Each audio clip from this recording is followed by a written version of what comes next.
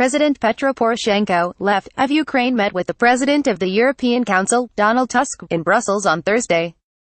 Mr. Poroshenko said the death of Vedzhie Kashka showed that the only form of protection for the Crimean Tatar people is the liberation of Crimea from occupation by Russia.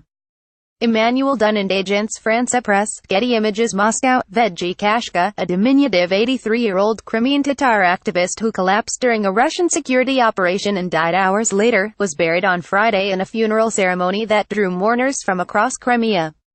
The Ukrainian government and other Crimean Tatar activists sharply criticized Moscow, saying its heavy-handed tactics were responsible for Ms. Kashka's death. President Petro Poroshenko of Ukraine said the incident showed that the only form of protection for the Crimean Tatar people is the liberation of Crimea from occupation. Interfax Ukraine reported. A YouTube video celebrating Vedzhie Kashka video by Russia's annexation of Crimea in 2014 reignited decades of tensions over the property and civil rights of Crimean Tatars, who were deported en masse from the peninsula in 1944 after Stalin accused them of cooperating with Nazi forces. Most began moving back after the Soviet Union collapsed. Rifat Chubarov, a Crimean Tatar leader who was banned from Russia after the annexation, told the Prime television channel that Ms. Kashka had fallen ill while her home was being searched on Thursday, though that was contradicted by other reports. She died some time later in the hospital. He described Ms.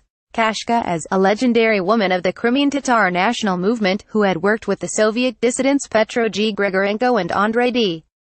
Sakharov to defend the rights of the displaced people.